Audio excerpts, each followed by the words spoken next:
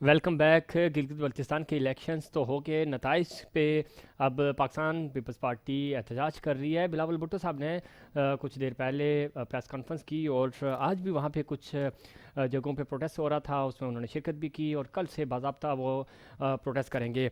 दूसरी तरफ मुस्लिम लीग नून का मौक़िफ़ ये है कि ये इलेक्शन 2018 की तरह इसमें भी इंजीनियरिंग हुई है और एजेंसीज़ का बड़ा अहम किरदार रहा इस इलेक्शन में भी। शायद हकान अब्बासी आज बता रहे थे, उन्होंने भी मीडिया टॉक की। इस पे मुस्लिम लीग नून का मौक़िफ़ भी लेंगे। डॉक्टर निसार चीमा साहब सीनियर रहनुमा हैं, मैंने हैं मुस्लिम लीग नवाज़ के। बहुत शुक्रिया, आपने प्रोग्राम में वक्त दिया। देख हम ये रहे थे कि शायद मुस्लिम लीग नून और पाकिस्तान पीपल्स पार्टी सरप्राइज़ करेंगी और इलेक्शन में अच्छे रिजल्ट आएंगे गिलगित बल्तिस्तान से, लेकिन ऐसा नहीं हुआ। अब आप ये कह रहे हैं कि ये इलेक्शन भी 2018 की तरह धांधली ज़्यादा है। ऐसा क्यों लगता है आपको?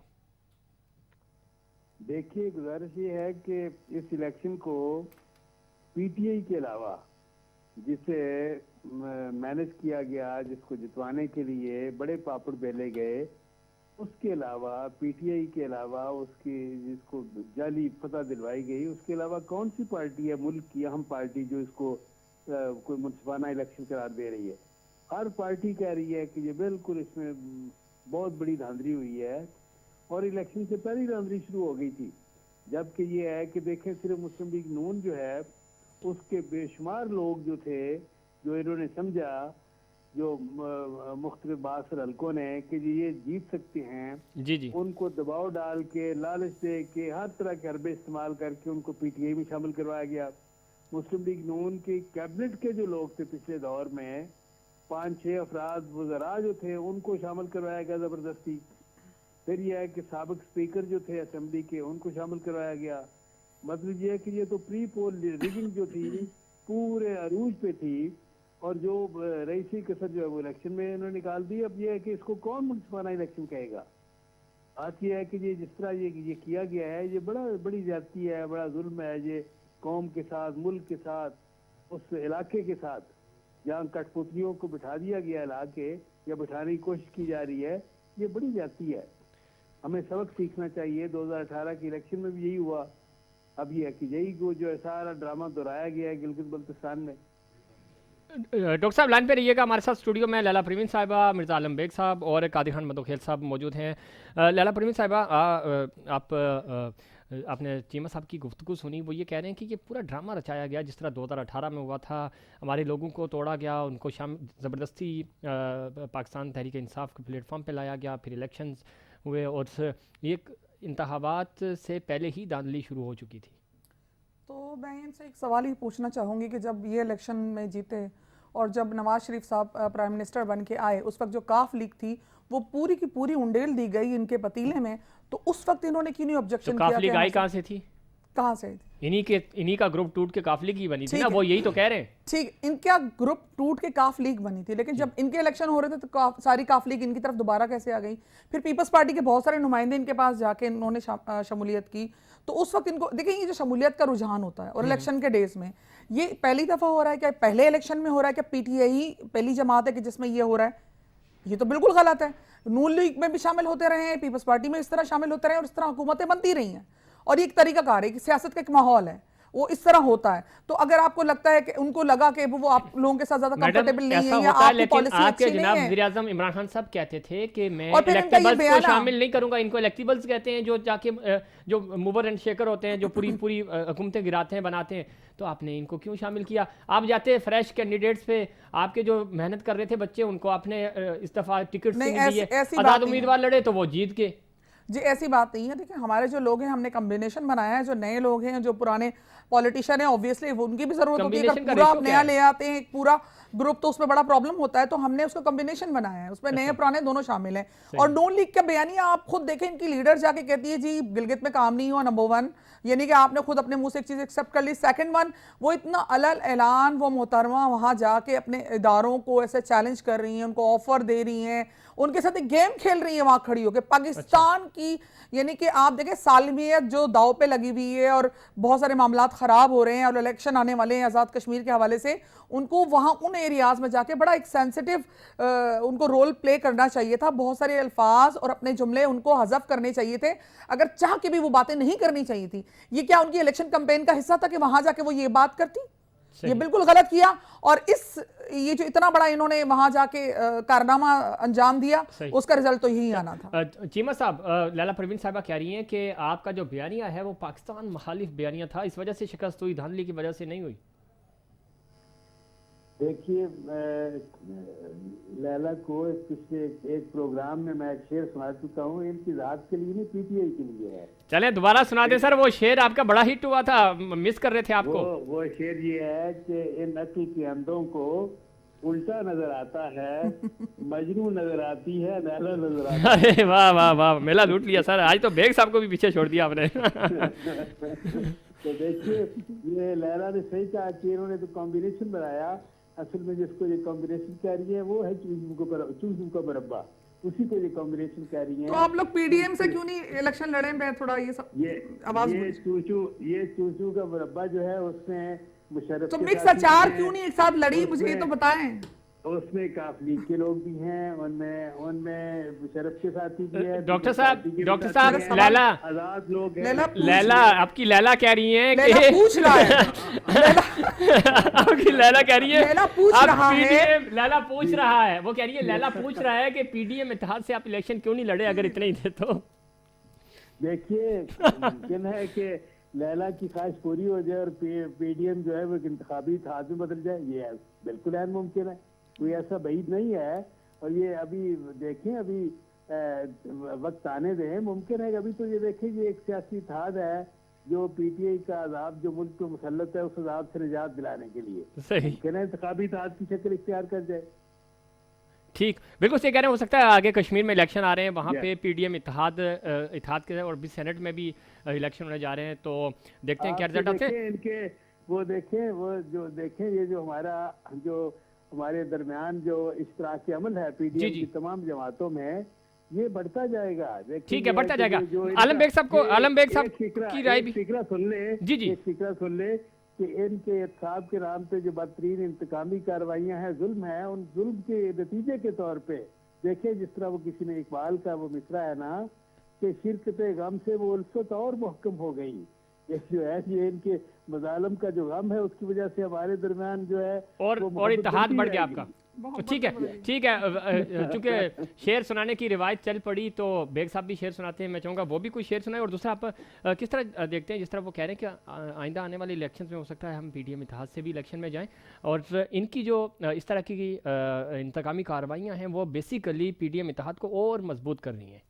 ज़फ़र, जिस तरह आपने भी कहा और रवि चीमा साहब ने भी कहा, देखिए बात ये है, आने वाले इलेक्शन तो अपनी जगह, ये असल में तसलसल है सेनेट के इलेक्शन के लिए। अच्छा, और मैं समझता हूँ जो सफ़र है ना जाके रुकेगा सेनेट के इलेक्शन के ऊपर। ठीक है, और इनको ज़हनी तौर पर तैयार रहना चाहिए। देखें बात यह है कि इसमें पीडीएम के अंदर जहाँ मुख्तलिफ जमातें हैं, इस वक्त मेन जमात जो है पीपल्स पार्टी के बाद वो समझता हूँ नून लीग है। ठीक है, अच्छा, नून लीग के साथ सबसे बड़ा अलमिया कह लें कि उनके जो लीडर हैं, जो उनके सरबराह हैं, उनकी तरफ से कुछ जज्बाती ऐसी बातें आ गई जो पूरी मुल्क की सालमियत के साथ आम आवाम को भी डिस्टर्ब कर गई। ठीक है, एक सवाल निशान छोड़ गई। सही। तो उसमें मैं सिर्फ इतना कहूँगा शेर के अशार में कि ये वफा की सख्त राह है कि तुम्हारे पाए नाजुक, ना लो इंतकाम मुझसे मेरे साथ साथ चल के। अरे वाह, इस वक्त जो आवाम है ना वो ये कहती है, देखें अगर आप एक सियासी जमात के तौर पर अपने आप को मनवाने हैं तो वो फैसले करने पड़ेंगे जिसमें सबसे पहले पाकिस्तान, इसलिए कि पाकिस्तान हम सबके लिए बढ़कर है, बरतर है। देखिए इस वक्त में दो जमात के बड़े अहम रहनुमा मौजूद हैं, दोनों वफाक और सूबे के अंदर अहमियत रखती हैं। पीपल्स पार्टी है, नून लीग है, पीटीआई है।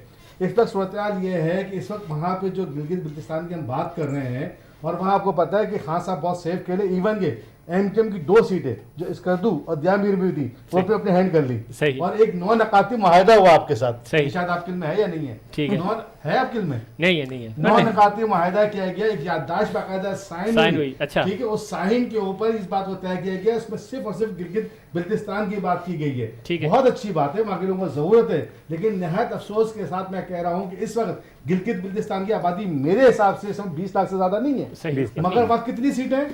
कौमी सीटें 24। सही। कराची की आबादी कितनी है? 3 करोड़। 3 करोड़। लेकिन अफसोस इसमें किसी जमात ने आज तक उसको उसका हक नहीं दिया। ये वहां पे एक सियासी वाबस्तगी हासिल करने के लिए, अपना टारगेट अचीव करने के लिए वहां 2000 अरब रुपए का पैकेज देकर आ रहे हैं। यहाँ कराची में 1100 अरब में से 11 पैसे भी नहीं दिए। तो मैं समझता हूँ ये मुनाफकत है, सियासत है। अगर आने वाले वक्त में जिस तरह मकबूजा कश्मीर के हवाले से आप बात कर रहे हैं, कश्मीर के हवाले से, आजाद कश्मीर के हवाले से वहाँ इलेक्शन होने जा रहे हैं, तो वहाँ कौम को फैसला करना पड़ेगा कि सबसे पहले जो मुल्क की सालमियत से प्यार करते हैं उनको चुनना पड़ेगा। दूसरे देखना पड़ेगा कि जिस जगह से ये लोग आ रही है जमाते, उनके अपने अपने हलकों में, अपने अपने सूबों में क्या काम किया है। ठीक है, बिल्कुल बहुत अच्छी बात की आपने कि चूंकि जब तक काम नहीं होगा तो आम आवाम खुशहाल नहीं हो पाएंगे। कादिर खान मंदोखेल साहब, कोई शेर अगर आप सुना सकते हैं तो सुनाए, नहीं तो आपकी कारकर्दगी तो ऐसी नहीं है कि आप कुछ कारकर्दगी बयान करें, शेर ही सुना दें।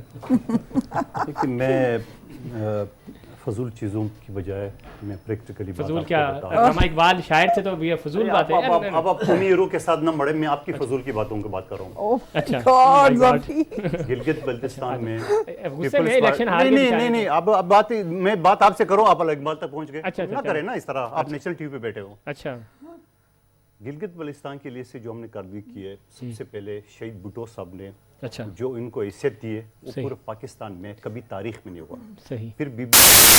फिर जरदारी साहब ने पहला गवर्नर दिया, असम्बली दी है। आज अगर ये असम्बली के तीसरा हो रहा है तो ये पहला जरदारी साहब के दौर में हुआ। ठीक है, तो जो हैसियत, जो इख्तियारात पीपल्स पार्टी ने गिलगित बल्तिस्तान को दी है, वो न कोई हुकूमत दे सकता है, न दिया है, न ये जो दावे कर रहा है कि हम यूं करेंगे। चलो, आपने पंजाब को भी सुबह, जनूबी पंजाब को भी आपने 100 दिन का वादा किया है, आज आपने अबूरी सूबा का भी ऐलान कर दिया है, तो अगले 3 साल में देख लेते, पता चल जाएगा। हम प्रैक्टिकल बात कर रहे हैं, प्रैक्टिकल बात ये है कि पीपल्स पार्टी काम कर रही है। और मैं एक और बताऊं, अभी धरना जारी है वहां पे, और कल बिलावल भुट्टो साहब दोबारा जा रहे हैं जर्नल से खिताब। और मैं कहूंगा, बल्कि मैं रिक्वेस्ट करूंगा आपके चैनल के तौर से कि बिलावल भुट्टो साहब से कि गिलगित बल्तिस्तान वालों को लेके इस्लामाबाद आए और पुकार दे पूरा पाकिस्तान को, पीपल्स पार्टी को। इंशाल्लाह आप देख रहे हैं कि यहाँ लाखों की तादाद में इस्लामाबाद पहुंच रहे कि नहीं पहुंच रहे। ठीक है, तो अफरा तफरी फैलाने की नहीं, अफरा तफरी नहीं तो होगी ना, वहां से यहाँ आएंगे लोग तो जो अब अगर आप गुंडागर्दी पे उतर आए हो ना, तो फिर हमने चूड़ियां नहीं पहने, हम भी फिर मैदान में आपको बताएंगे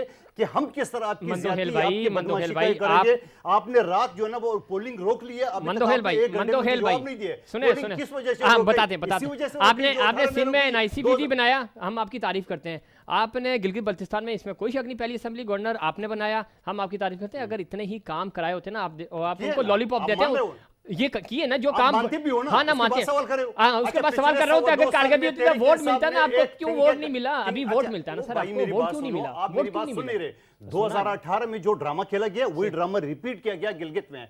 जब आपने रात में 4 सीटों पे सही वोट हुआ। मुझे जवाब नहीं दे रहे। 4 सीटों पे सही वोट नहीं, जवाब मैं क्यों दूंगा? जवाब तो वो देंगे ना जिनका जवाब देने के लिए ये बैठे हैं ना, उनके नुमाइंदे बैठे हुए। नहीं, ताला नहीं, हम तो आपकी भी तारीफ कर रहे हैं जो अच्छे काम हुए। आप तारीफ किया, अच्छे कामों की तारीफ करेंगे, सवाल नहीं हुए तो आपने 75 सवाल किए, मेरा सवाल सुन ले। जी, आप मुझे बताओ कि तहरीक इंसाफ ने पिछले 2 साल में एक दिले का काम किया तो मुझे बताओ। बहुत दिलों के किए हैं, ये बता रहे ना, वो बताए ना, मैं क्यों बताऊं? नुमाइंदे बैठे हैं, उनके बैठे हैं। पहले तो मेरी आपसे एक रिक्वेस्ट ये है कि ये तो बेचारे एंकर पर्सन है, ये हम सबको बड़ा रिस्पेक्टेबल वे में यहाँ बुलाते हैं, तो लिहाजा आप अपनी सियासत से तो इन बेचारों को दूर करें, आप उनको टारगेट कर रहे हैं। इनको नहीं, इनके पास जवाब नहीं बनता तो पसंद हो जाते हैं ना। मैं रिस्पेक्ट गिनवा देना अपना काम। देखिए, आपने गिनवाया तो आप हमें भी गिनवा दें, मियां मंशा के हवाले से आप गिनवा दें, अयान मलिक के हवाले से हमें गिनवा दें। अयान मलिक का नाम, अयान अली का नाम नहीं लिए, गंदम के हवाले से गिनवा दें। ये अयान अली का बताइएगा, हाँ बता दें। BSU के हवाले से बात, तो उन्होंने गाना, उन्होंने जवाब, उन्होंने जवाब दिया, जवाब दे उनको, आप जवाब दे सकते, जवाब तो आप दे नहीं सकते। जवाब दे, आप पर्सनल हो जाते हैं, जातियात पे आ जाते हैं। नहीं, जवाब दे, आप जवाब दे जरूर बना दे बेग साहब, आप नहीं दे, आप नहीं, आप जवाब देना उनको, जवाब दे, जवाब दे, ये वर्किंग है, जवाब दे, अरे तो देना उनको, जवाब देना। मैं दूंगा तो फिर आप बोलेंगे क्या जी, मैं अगर शुरू हो गया ना फिर वो शुरू हो गया। सियासत रियासत के असूल के लिए की जा रही है। और देखें, अगर बिलावल साहब काम कर रहे हैं तो कोई गलत या नया काम नहीं कर रहे। अच्छा, इससे पहले 22 साल दौरे हुकूमत में PTI ने भी ये किया, दीगर जमातों पे नहीं किया। देखिए, उनके पास एक मौसम तरीका ये है कि वो अपने आप को साबित करें कि अवाम की नुमाइंदगी कर रहे हैं। और ये इससे साबित हो सकता है 2 तरीके हैं, या तो उस फोरम पर जाएं, लेकिन वहां से उनको इंसाफ का हसूल मुश्किल दिख रहा है, यही वजह है कि अवाम से रुजू कर रहे हैं। तो मैं समझता हूँ PTI को उसको वेलकम करना चाहिए। देखिए, PTI को उसकी जीत मुबारक हो, हम सबके सर आंखों पे। लेकिन अभी तक नहायत माजरत के साथ देखें, अगर आज बिलावल भुट्टो साहब वहाँ जाके लड़ रहे हैं या इस्लामाबाद तक पहुंची आवाज़ दे रहे हैं, तो उसका मतलब है कि वो इस बात को जानते हैं कि वो इदारे इनकी हुकूमत के आगे बेबस हैं, जहाँ से उनको इंसाफ मिलना है। तो इसके लिए अवाम की अदालत से रुजू करना अवाम की अदालत की तरफ जाना चाह रहे हैं। चीमा साहब, आप भी अवाम की अदालत में जाएंगे? आखिरी सर 10 सेकंड लाइन ड्रॉप होगी। और बहुत शुक्रिया चीमा साहब आपका। आखिरी कमेंट मंदोखेल, कादिर खान मंदोखेल साहब, जज्बाती आप हो रहे हैं, कारकर्दगी आपकी नहीं है, ना सिंध में है, और अगर गिलगित बल्तिस्तान में इस वक्त आपके मेहदी शाह वहाँ के सीएम थे, अगर कारकर्दगी होती तो 4 के बजाय आपको 16 सीटें मिलती। हमारा सवाल ये है, उनको बुनियादी हक आपने दिया, इसमें कोई शक नहीं, लेकिन उन्होंने जहाँ वोट दिए आपको तो 4 सीटें मिली। अगर वो वोट बैलेट बॉक्स में ज़्यादा बढ़ते तो आपकी 8 सीटें होती। कि अभी आपने खुद गिनवा दी है भुट्टो साहब से लेके जरदारी साहब तक कि उसने गिलगित बल्तिस्तान को क्या दिया। नंबर 1 बात, आज की बात, और फिर आज की बात 2.25 साल से ये कठपुतली बैठे हुए हैं, ये बता दें कि उसने एक तिनका का काम किया। नंबर 1। नंबर 2 बात ये काम ही नहीं है ना, इनका काम क्यों नहीं है? 2.25 साल हो गए, 100 दिन के। अच्छा मुझे एक बात, मैं चौथी 5वीं मरतबा रिपीट कर रहा हूँ कि 18 के इलेक्शन की तरह आपने रात में काउंटिंग क्यों रोक दी, किस मकसद पे? क्योंकि आपको पता आपको लगता है बेग साहब धांधली हुई है इलेक्शन में? देखिए, जिस तरह सियासी जमातें इस वक्त जो चीजें दे रही हैं उसके हिसाब से नो डाउट अगर ऐसा है जो ये जमातें समझ रही हैं, तो मेरे ख्याल में ये रियासत का काम है उनको मुतमईन करना और उनके जो सवालात हैं उनका जवाब देना। ठीक है, सबसे पहले मैं समझता हूँ हुकूमत को खुद आगे बढ़कर एक बड़ा कदम उठाना चाहिए और उनके तहफ़्फ़ुज़ात को दूर करना चाहिए। लैला परवीन साहब, देखिए, जमात की सियासत हमेशा ये लोग करते रहे हैं और कर रहे हैं, हमें से कोई एतराज़ नहीं है। हम अगर एक बात है, अगर ये होती ना, इसमें सच्चाई होती, हकीकत होती, तो अवाम बाहर निकल चुकी होती। उस खित्ते की अवाम इस चीज को एक्सेप्ट नहीं करती, बाहर नहीं निकली। अच्छा, आप अवाम नहीं निकली है, आप जितना भी चिल्लाओ, आप सबूत ले आओ। हाँ, सबूत नहीं है। अच्छा, आखिरी बिल्कुल 15 सेकंड है मेरे साथ, मेरे पास से कोरोना के हवाले से आखिरी क्या पैगाम देना चाहेंगे, क्योंकि हम वाइंड अप कर रहे हैं। आखिरी पैगाम, दूसरी लहर है, एहतियात करें हम जल्दी। आज हमारे वज़ीर-ए-आला भी मुराद अली शाह भी कोरोना के शिकार है, 2 वज़ीर हमारे शिकार हुए। इसी वजह से मेरी आपकी तरफ से रिक्वेस्ट है कि पाकिस्तानी एहतियात करे, अपने लिए, अपने बच्चों के लिए, अपनी आवाम के लिए एहतियात करे, ताकि किसी और को मुतासिर मैं समझता हूँ SOPs पे अमल करना चाहिए। और वज़ीर तालीम से मेरी रिक्वेस्ट है कि वो बच्चों का सोचें जो स्कूल जा रहे हैं, और माँ बाप का सोचें जो मुतफक्किर रहते हैं। जी लैला साहब, देखिए जी, मेरे खुद अपनी सराउंडिंग में मैंने देखा है लोग कोरोना का शिकार हो रहे हैं और इसमें कोई शक नहीं है। और लोग जो समझते हैं आज तक उसको नॉन सीरियस ले रहे हैं, ठीक है, उनको सीरियस लेना चाहिए। कोरोना को सीरियस लेना होगा, एहतियात जरूरी है। और चूंकि दूसरी लहर बड़ी सख्त है और हमें इस वक्त एहतियात करने की ज़रूरत है। पूरी कौम बन के इस कोरोना के खिलाफ हम लड़ेंगे, SOPs का ख्याल करेंगे, तो ही हुकूमत का, चाहे सूबाई हुकूमत हो, वफाकी हुकूमत हो, हमें उनका साथ देना होगा। और साथ इसी तरह होगा कि हम SOPs को फॉलो करें, क्योंकि पाकिस्तान होगा, हमारी सेहत होगी, हेल्थ होगी, तो ही ये सियासत भी और ये तमाम चीज़ें होती रहेंगी। नाज़रीन, ये था हमारा आज का प्रोग्राम। उम्मीद करता हूँ दीगर प्रोग्राम्स की तरह आज का प्रोग्राम भी पसंद आया होगा। मुझे और इनसाइड पाकिस्तान की पूरी टीम को दीजिए इजाज़त। अल्लाह निगहबान।